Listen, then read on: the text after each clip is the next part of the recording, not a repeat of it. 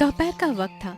घने जंगलों से एक कंवारी लड़की सारा, जो 9 महीने की गर्भवती थी, बुरी तरह से घबराई हुई जंगल में चली जा रही थी। तभी अचानक से उसके पेट में तेज दर्द उठता है। आह, ये क्या? मेरे पेट में बहुत जोर से दर्द हो रहा है। अब मैं क्या करूं? लगता है बच्चा अब इस दुनिया में आने वाला है। फिर सारा वही जमीन पर बैठ जाती है और दर्द से चीखने चिल्लाने लगती है। कुछ ही देर में एक बहुत ही खूबसूरत बेटी का जन्म होता है। आह, मेरी बेटी तो इस दुनिया में आ गई, पर मैं इस बच्ची को अपना नहीं सकती।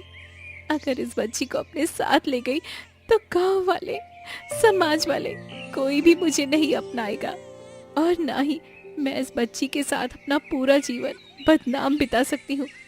मुझे इसे त्याग नहीं होगा, क्योंकि मैं बिन शादी की माँ बनी हूँ, और ये बात मुझे सबसे छुपा के रखना होगा। फिर सारा उस मासूम सी चंदा को उठाती है और चलते चलते एक गुफा के पास पहुंच जाती है। हाँ, बस यही एक रास्ता है। फिर सारा उस मासूम चंदा को गुफा में रख देती है। माफ कर देना मेरी बेटी, पर मैं तुम्हें अपना नहीं सकती, क्योंकि तुम एक नाजायज औलाद हो, और ऐसी औलाद को न ही दुनिया अपनाती है और न ही मैं इस बदनामी के साथ जी सकती हूँ। फिर सारा गुफा का दरवाजा बंद करती है और वहां से अपने घर चली जाती है। जैसे ही सारा घर पहुंचती है, तभी उसके पिता माधव वहां पर आ जाते हैं। क्या बेटी, तुम इतने दिनों से कहाँ थी? पूरे 3 महीने के बाद आई हो। तुमने कभी बताया क्यों नहीं कि तुम कहीं गई थी? हम लोग कितने परेशान हो रहे थे। पिताजी, वो क्या है ना कि मैं आपको बताने ही वाली थी, पर मैं अपनी सहेली की शादी में गई थी और वहां से आते वक्त मैं रास्ता भटक गई, इसलिए जंगल में ही एक बूढ़ी अम्मा के पास रहने लगी थी। और आज कई दिनों के सफर के बाद जैसे ही मैं अपने गांव की सीमा में आई, तो मुझे याद आ गया कि हमारा गांव यही है। चलो अच्छा है, तुम तो जानती हो 3 महीने पहले मैंने तुम्हारी शादी हर्ष के साथ तय कर दी थी।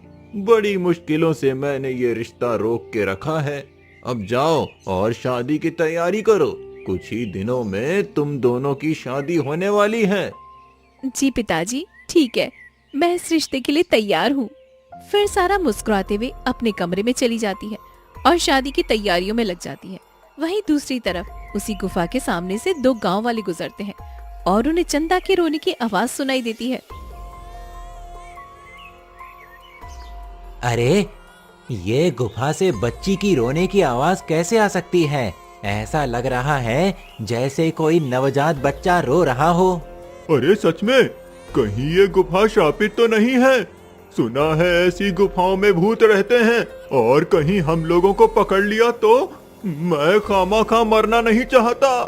नहीं नहीं, ये किसी बच्चे के रोने की आवाज है। चल कर देखते हैं। मुझे नहीं जाना। अगर तुम्हें जाना है तो जाओ, पर मैं नहीं जाऊंगा। अरे, कहीं सच में भूत निकल आया तो मैं तो मर ही जाऊंगा। फिर दोनों डर के मारे वहां से चले जाते हैं और उस मासूम चंदा को गुफा में वहीं रोते हुए छोड़ जाते हैं। इधर अगली सुबह सारा की शादी की धूमधाम से तैयारियां होती हैं और उसकी शादी हर्ष के साथ हो जाती है, जिसके बाद वो हर्ष के साथ अपने ससुराल चली जाती है। और अगली सुबह होते ही मासूम चंदा गुफा में लगातार रो रही होती है। तभी वहां से राजा गुजरते हैं और चंदा के रोने की आवाज सुन लेते हैं।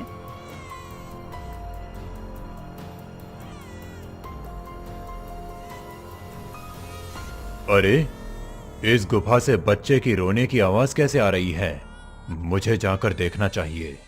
फिर महाराज गुफा के अंदर जाते हैं, जहां वो मासूम सी चंदा जमीन पर पड़ी होती है।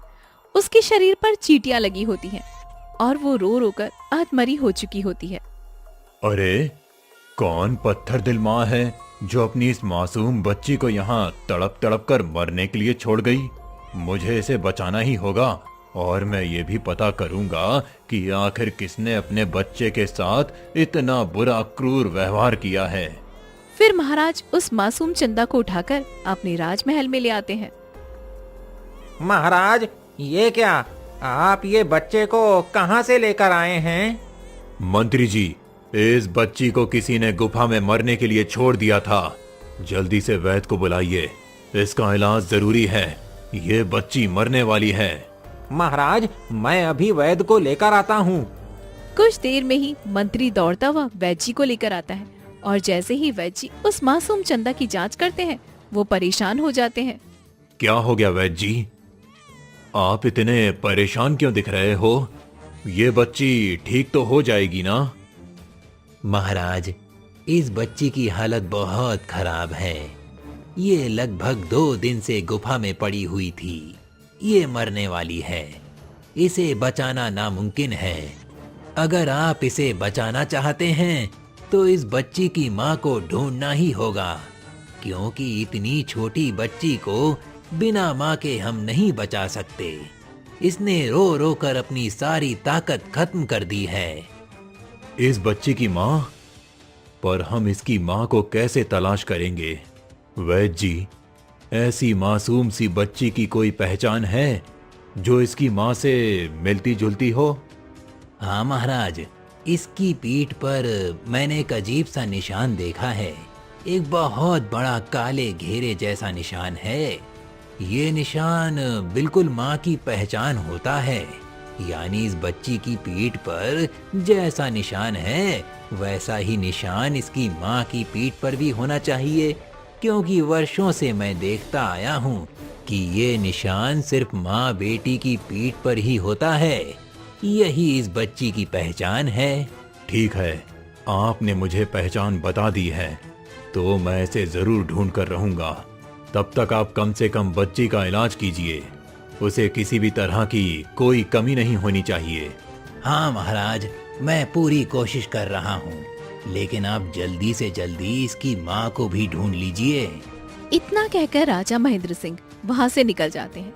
तभी मंत्री उसके पास आ जाते हैं। महाराज, चलिए हम गांव की तरफ तलाश करते हैं। इस बच्ची की माँ जरूर हमारे गांव में से ही कोई होगी। मंत्री जी, तुम ठीक कहते हो। कोई माँ अपनी बच्ची के साथ इतना बुरा व्यवहार कैसे कर सकती है? अगर वो मुझे मिल गई ना तो मैं उसे कतई माफ नहीं करूंगा। फिर राजा और मंत्री दोनों परेशान होकर गांव की तरफ निकल पड़ते हैं। राजा गांव पहुंचकर मुखिया के पास जाते हैं। महाराज, मंत्री जी, आप यहाँ कैसे? मुखिया, गांव में कोई ऐसी लड़की है जिसकी पीठ पर बहुत बड़ा काला निशान हो? क्योंकि उसकी बच्ची मुझे गुफा में मिली है। मैं उसकी माँ की तलाश कर रहा हूँ। वो बच्ची मरने वाली है। महाराज, ऐसे इंसान के बारे में मुझे कोई जानकारी नहीं है। अगर मुझे पता होता तो मैं आपको जरूर बताता। फिर भी मैं खुद भी उस लड़की को ढूंढने की कोशिश करूंगा। ढूंढो मुखिया, मुझे किसी भी कीमत पर वो लड़की चाहिए, चाहे वो जमीन में हो या आसमान में। मैं उसे ढूंढ कर ही रहूंगा। जी महाराज, मैं अभी ढूंढता हूँ। फिर मुखिया भी तलाश में निकल पड़ता है और महाराज कई जगह खोज करते हैं। मंत्री जी, क्या करें? हम सुबह से तलाश कर रहे हैं, लेकिन हमें पता ही नहीं चल रहा कि आखिर उस बच्ची की माँ कौन है। किसी को भी इतना ध्यान नहीं रहता कि वो पूरे गांव की औरतों के पीठ के निशान याद रखे। महाराज, एक उपाय है। क्या उपाय? महाराज, इस गांव की दाई माँ, वही इस गांव में बच्चों के जन्म के वक्त रहती हैं। उसी ने बच्चों से लेकर बूढ़ों तक सभी को जन्म लेते देखा है। उसे सभी औरतों के पीठ के निशान याद होंगे। अरे, तुमने बिल्कुल ठीक कहा। चलो दाई माँ के पास चलते हैं। बेकार में मैं इतनी मेहनत कर रहा था, तुमने पहले क्यों नहीं बताया? महाराज, मुझे अभी ध्यान आया। फिर राजा और मंत्री दाई माँ की झोपड़ी के पास पहुंच जाते हैं। महाराज, मंत्री जी, आप इस कुटिया में आपका कैसे आना हुआ? आप तो मुझे राज दरबार में भी बुला सकते थे। दाई माँ, मुझे जल्दी थी, इसीलिए मैं खुद आ गया। मुझे एक ऐसी लड़की की तलाश है जिसकी पीठ पर बहुत बड़ा गहरा काला निशान हो। क्या? गहरा काला निशान? महाराज, ऐसा निशान तो हमारे गांव में सिर्फ एक ही लड़की की पीठ पर है। जल्दी बताओ, वो लड़की कौन है?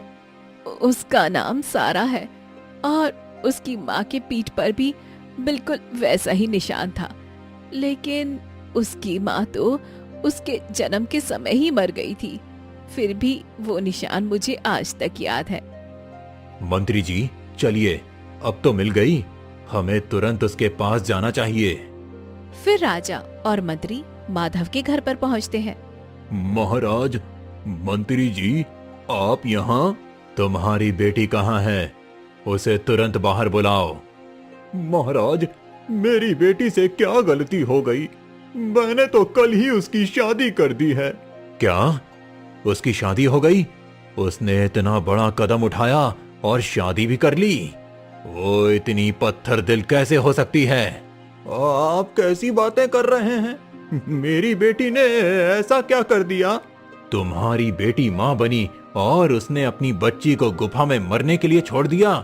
महाराज नहीं, ऐसा नहीं हो सकता। मेरी बेटी ऐसा कभी नहीं कर सकती। तुम्हारी बेटी की पीठ पर जो बड़ा काला निशान है, वही निशान उसकी बच्ची की पीठ पर है, और ऐसा निशान सिर्फ माँ बेटी का ही होता है। वो निशान तो सारा माँ की पीठ पर भी था। ये क्या कर दिया मेरी बेटी ने? अब तो उसकी जिंदगी बर्बाद हो गई।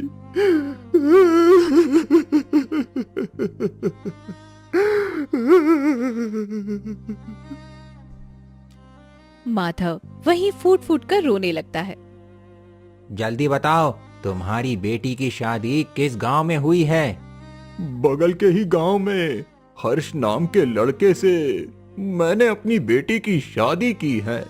चलो मंत्री जी, अब देर नहीं करनी चाहिए, क्योंकि बच्ची की जिंदगी और मौत का सवाल है। हमें किसी भी कीमत पर उसको बचाना ही होगा। राजा और मंत्री वहाँ से निकल जाते हैं।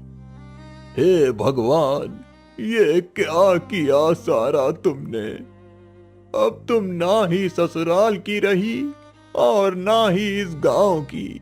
तुम्हारे साथ मेरी इज्जत भी मिट्टी में मिल गई।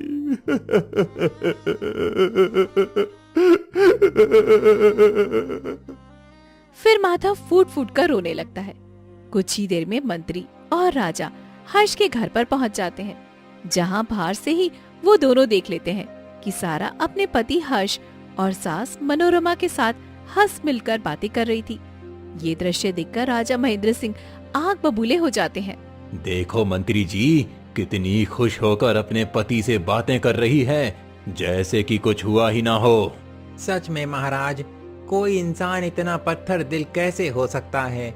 हमें तो समझ में ही नहीं आ रहा है। कोई अपनी मासूम बच्ची को मरते हुए छोड़कर इतना खुश कैसे हो सकती है?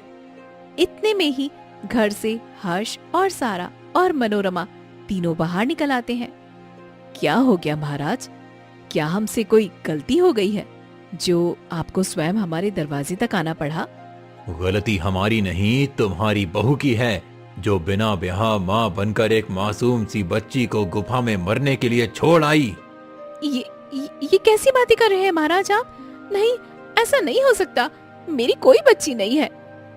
झूठ मत बोलो, हम तुम्हारी जांच पड़ताल करके यहाँ तक पहुँचे हैं। तुम्हारी बच्ची की पीठ पर वो निशान है जो तुम्हारी पीठ पर है, इसीलिए तुम ये बात किसी से नहीं छुपा सकती। पर ये कैसे हो सकता है महाराज? मेरी बहू इतनी गिरी नहीं हो सकती। मैं ऐसा नहीं मान सकती महाराज। मैं सच कह रहा हूँ और पूरी जांच पड़ताल करके आया हूँ। ऐसी औरत को इसकी सजा जरूर मिलेगी। बच्ची जिंदगी और मौत से जूझ रही है और ये शादी करके खुशहाल जीवन जी रही है। मैंने कभी सपने में भी नहीं सोचा था कि तुम इतनी चरित्रहीन होगी। मैं तुम्हें 2 सालों से जानता था।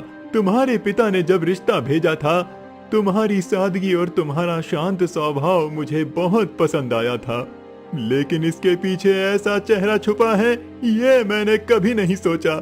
चली जाओ यहाँ से, मुझे तुम्हारा चेहरा भी नहीं देखना। मेरी बात पर यकीन करो हर्ष, ये सब कुछ झूठ है।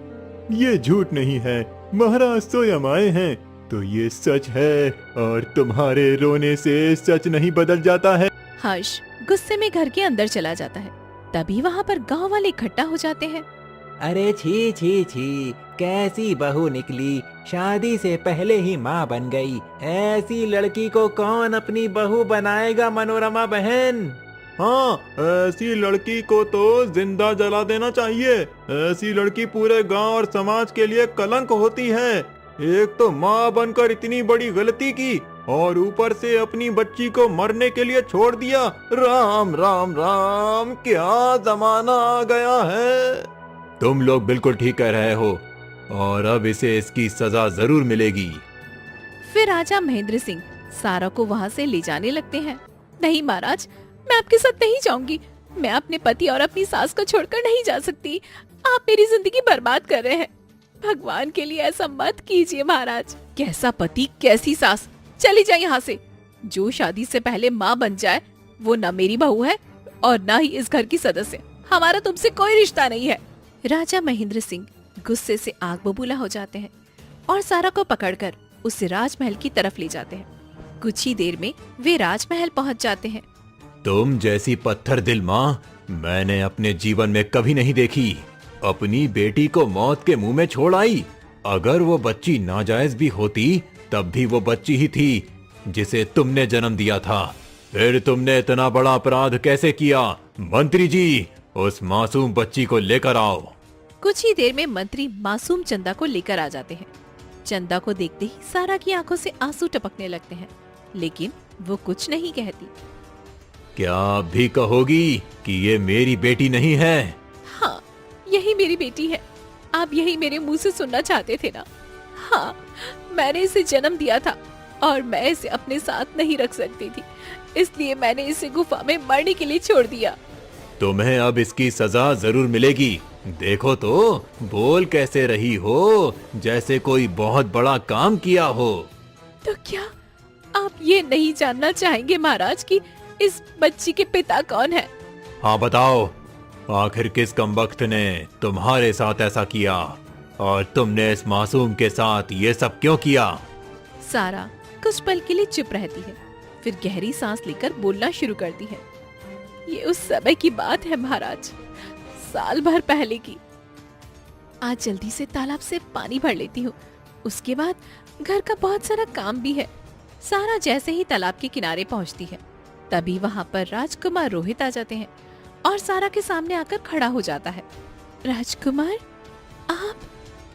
मैं तुम्हें कई दिनों से देख रहा हूँ सारा, रोज तालाब पर पानी भरते हुए, और अब मैं तुम्हारे बिना नहीं रह सकता। मैं तुमसे बहुत प्रेम करने लगा हूँ। पर राजकुमार, आप तो राजकुमार हैं और मैं एक मामूली सी मजदूर की बेटी। भला मैं आपसे प्रेम कैसे कर सकती हूँ? ये नहीं हो सकता। नहीं, प्रेम सच्चे दिल से किया जाता है। धन दौलत और मान मर्यादा से ऊपर प्रेम होता है। क्या सच में? हाँ।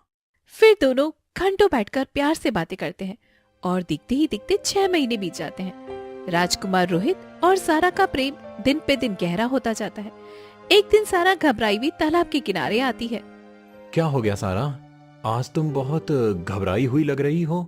राजकुमार, मैं आपसे बहुत प्रेम करती हूँ और आप जानते हैं कि हम पिछले कई महीनों से एक दूसरे से प्रेम कर रहे हैं और मैं माँ बनने वाली हूँ। तो आप मुझसे शादी कब करेंगे? ये क्या? तुम गर्भवती कैसे हो सकती हो? नहीं, ये नहीं हो सकता।